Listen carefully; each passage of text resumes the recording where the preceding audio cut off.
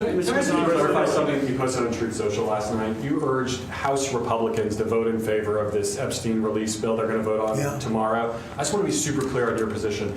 Do you want to see that pass the Senate? Would you sign that bill if it gets to your desk? I do want to. Here's what I want. We have nothing to do with Epstein. The Democrats do. All of his friends were Democrats. You look at this Reid Hoffman, you look at Larry Summers, Bill Clinton, they went to his island all the time, and many others. They're all Democrats. Okay, so I need you to understand something about what just happened, because this is not your typical White House press conference dust-up. This is not the usual back and forth between Trump and reporters where he calls them fake news and they push back a little and everyone moves on. What happened on December 2nd at that cabinet meeting presser was something entirely different, something that should make everyone sit up and pay attention. Because when Fox News turns on you, when Peter Doocy, of all people, starts grilling you like you are a hostile witness, something has fundamentally shifted in the political landscape. And that is exactly what we just witnessed play out on live television for the whole country to see. But before we go any further, real quick, let's be honest. You can't really trust mainstream media anymore. That's why we built Pump Politics, to bring you real stories, real context, and no corporate spin. If you want to stay ahead of the headlines, join our free newsletter. We'll send the news straight to your inbox every day. Just click the link in the description to join. And if you just want to support what we're doing, join us. Be part of the community that actually cares about the truth. All right, let's get back to the video. Let me set the scene for you so you really understand how wild this was. Trump is sitting there at a cabinet meeting. The cameras are rolling. Reporters are gathered around waiting to ask their questions like they always do at these things. And normally, this is a pretty controlled environment for Trump. He picks who he wants to call on. He gives long, rambling answers that eat up time. He throws in some attacks on the media. His aides clap and cheer at the right moments. It is basically a home game for him every single time. That is how these cabinet meeting pressers usually go. And everyone in Washington knows it, but not this time. Good Epstein here. All right, so they drop this bomb, they release all these emails, and it looks like it blew up in their face. More information's going to come out in about 30 days or so. What is that? The flight manifests, the FBI investigative files, what? Yeah, the transcripts for the depositions that Epstein did, the transcripts that Maxwell did, as well as the survivors or the witnesses, they had to give depositions in order to convict. This time, the reporters were not playing along with the usual script. This time, they came in hot, and they stayed hot. And the person leading the charge was not some CNN correspondent or MSNBC reporter that Trump could easily dismiss as a liberal hack. It was Peter Doocy from Fox News, the network that has carried water for Trump for years, the network that gives him softball interviews and friendly coverage and basically acts as his personal propaganda outlet half the time.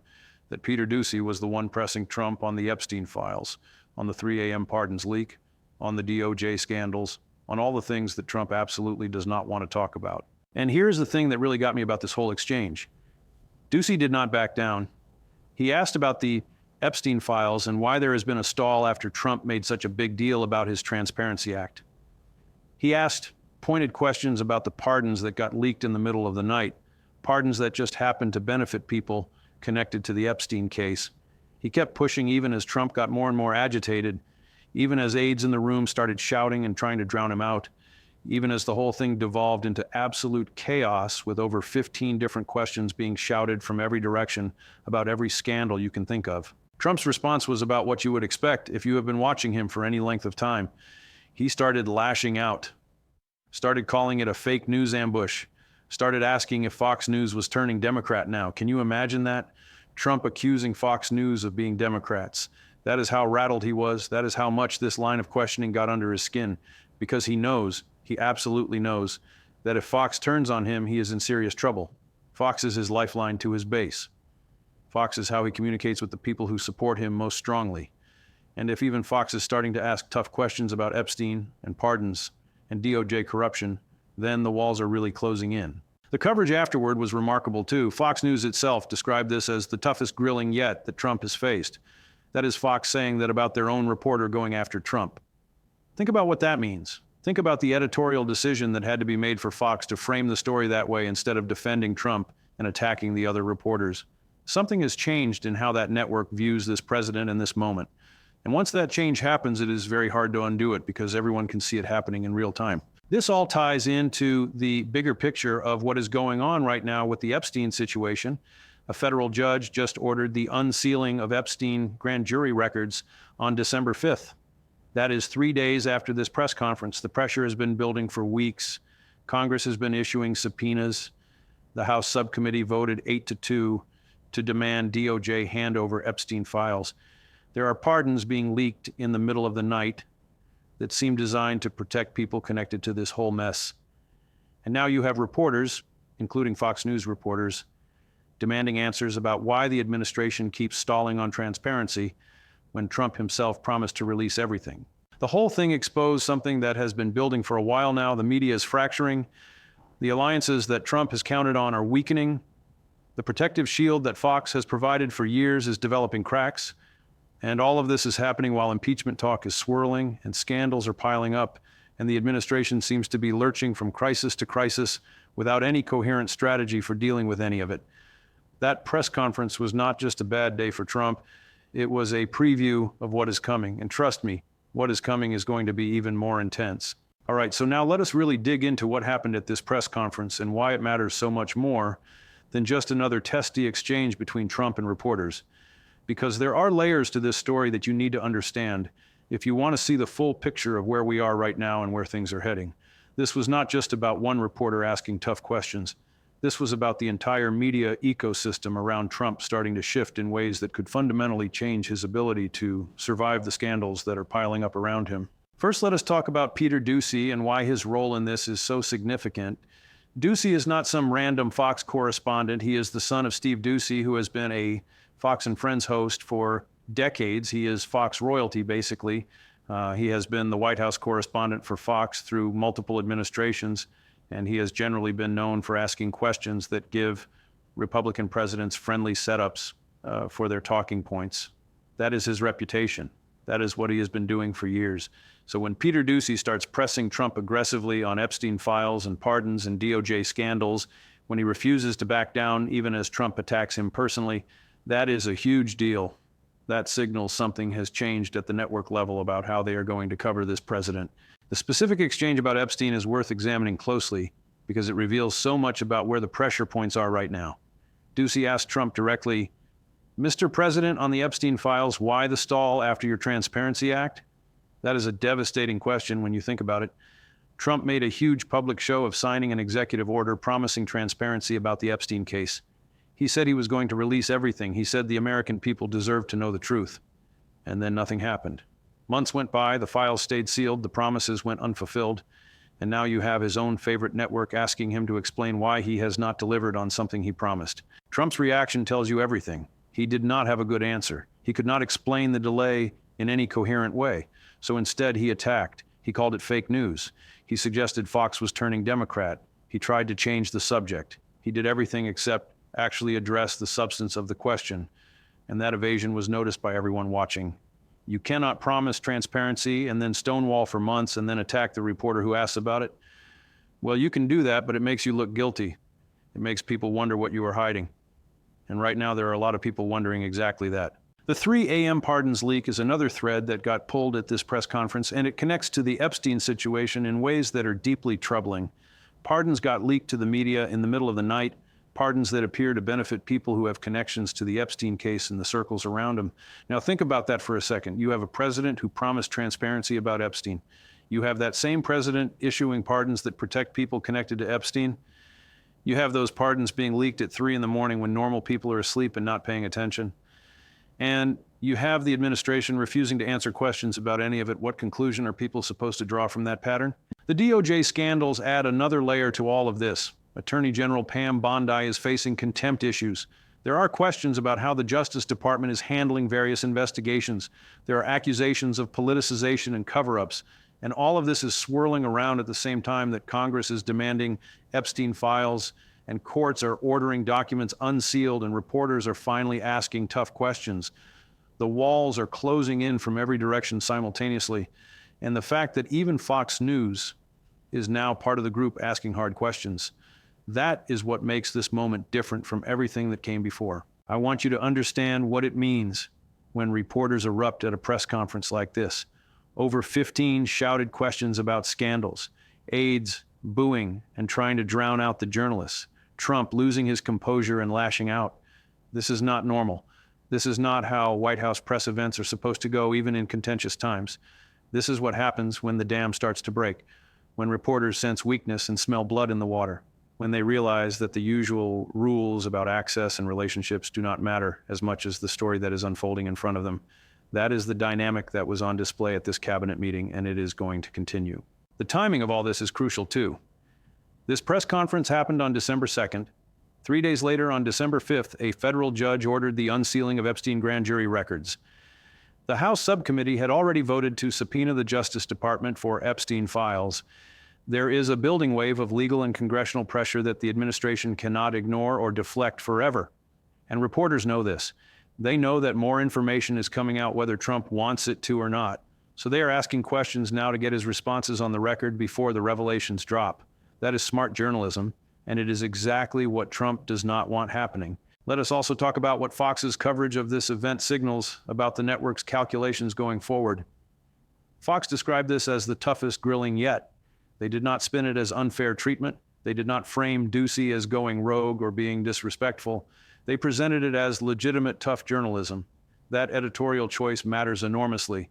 It tells you that someone at Fox has decided that defending Trump on everything is no longer the smart play.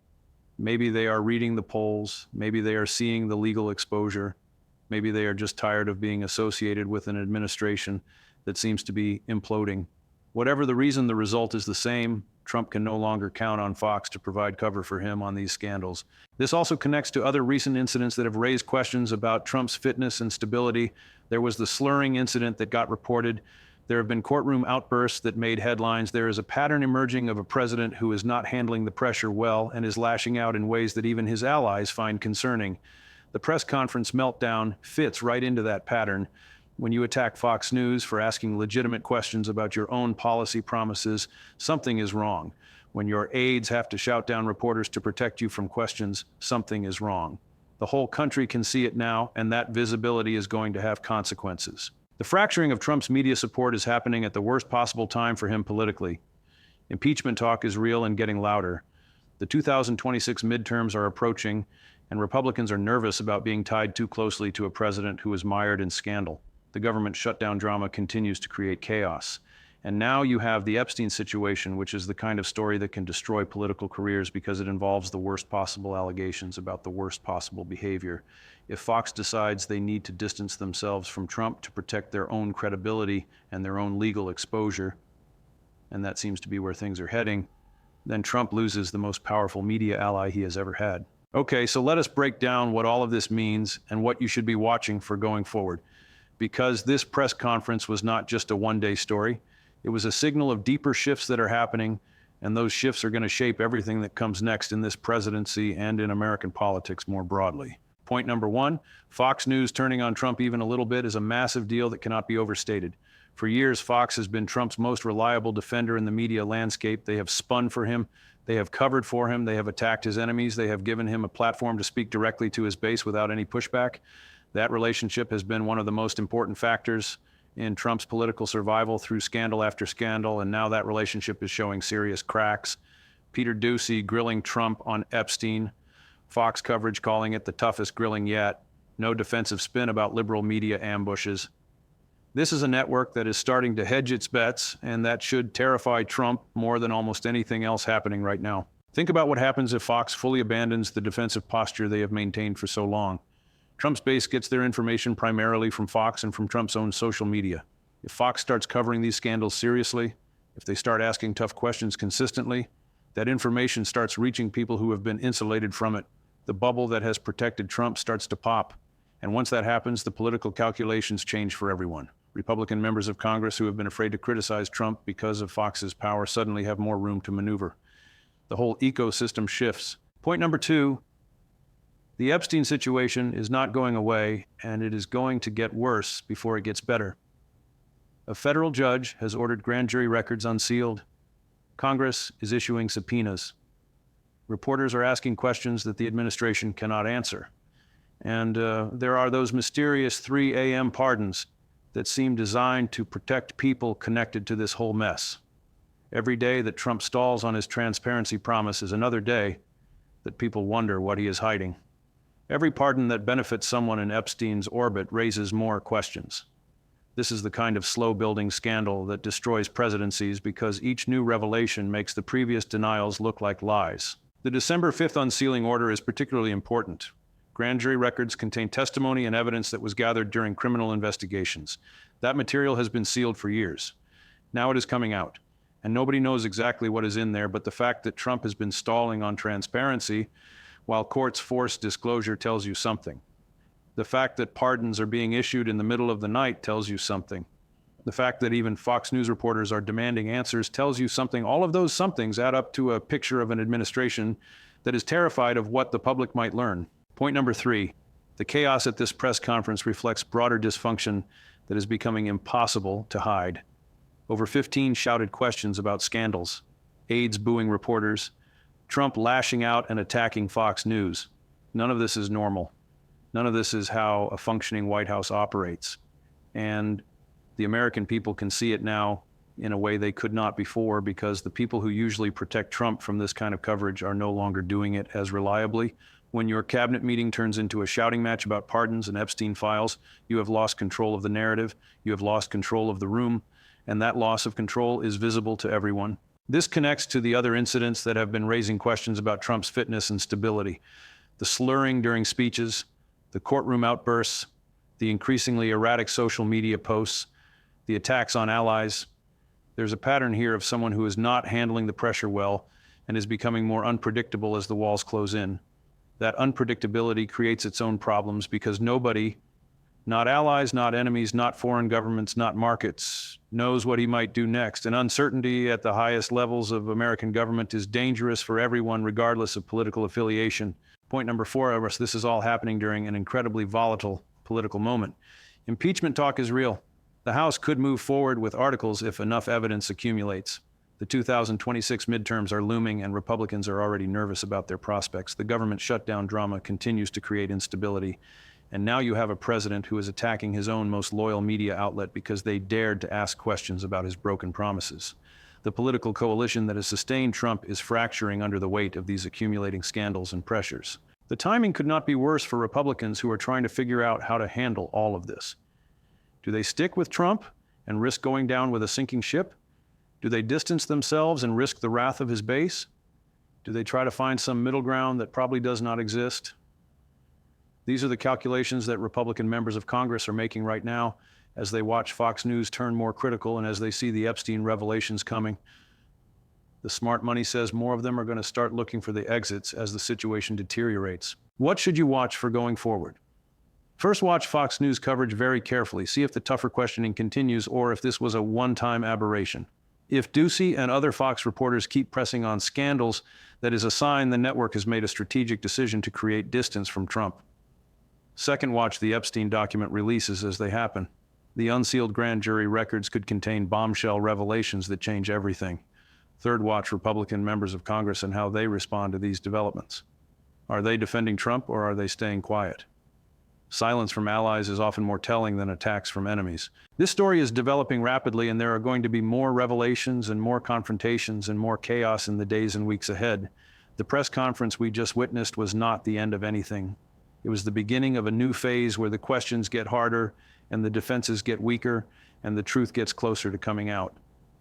Trump has survived a lot over the years, but he has never faced a moment quite like this one where his own media allies are turning on him while legal and congressional pressure builds simultaneously. Stay tuned because this is going to keep escalating. The Epstein story alone has the potential to be the biggest political scandal in decades, depending on what those documents reveal. And the fact that Trump keeps stalling and evading and attacking anyone who asks about it, including his friends at Fox News, tells you that he knows how bad it could be. When even Peter Ducey is not giving you softballs anymore, you know the game has changed. And the game has definitely changed.